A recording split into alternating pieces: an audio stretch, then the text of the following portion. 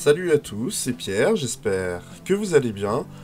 On se retrouve aujourd'hui parce que Didier Deschamps a publié sa liste pour les prochains matchs de l'équipe de France. Comme attendu, on est dans la continuité de la Coupe du Monde, hein. Je vais surtout parler dans cette vidéo des joueurs qui sont présents. D'accord? Je vais pas parler des absents ou de ceux qui auraient dû y être, mais plutôt parler du futur 11 et du capitanat. Concernant le 11 de départ, je pense qu'on sera tous d'accord pour dire que Maignan est le numéro 1, maintenant que Lloris a pris sa retraite. Les autres auront leur chance, surtout si Maignan est peu convaincant ou blessé, ce qui pourrait arriver, on ne sait pas. Mais on va partir sur Maignan. En défense centrale, Konaté ou Upamecano, c'est la charnière des Bleus pour le reste de la décennie 2020. Ils sont forts, puissants, intelligents, ils se connaissent bien, puisqu'ils ont joué ensemble à Leipzig, si je dis pas de bêtises.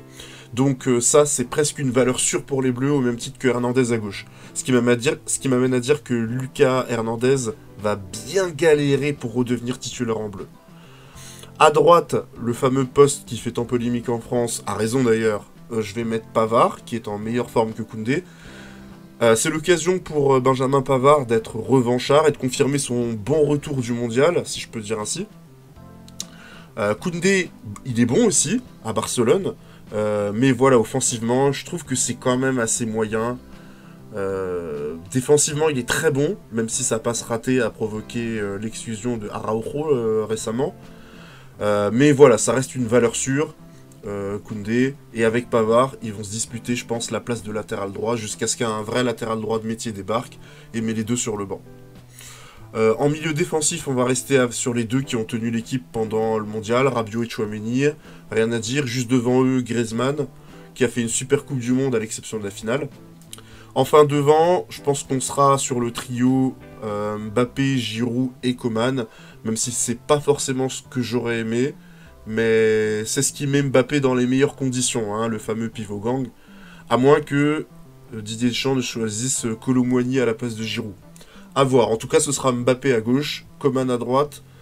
Ça, c'est vraiment des valeurs sûres. Deux joueurs qui peuvent faire sauter n'importe quel verrou et nous emmener très très loin. Concernant le Capitana, je n'ai aucun doute sur le fait qu'il finira sur le bras de Griezmann. C'est l'homme de Deschamps depuis des années, il est toujours là, il est performant, il est expérimenté. Et voilà, ce serait même logique, hein, parce que c'est l'un des plus anciens et que sa voix pèse dans le vestiaire.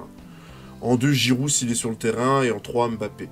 Je vous le donne comme ça, en étant de l'extérieur, hein, je suis pas dans le groupe, mais comme ça amène certaines responsabilités que souhaite d'ailleurs Mbappé, on n'est pas à l'abri d'une surprise, hein, ça se trouve Griezmann il en veut pas, je sais pas.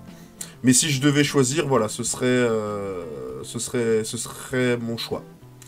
Voilà, donnez-moi votre 11 en commentaire et qui vous mettriez capitaine, je vous lirai avec une grande attention. A très bientôt.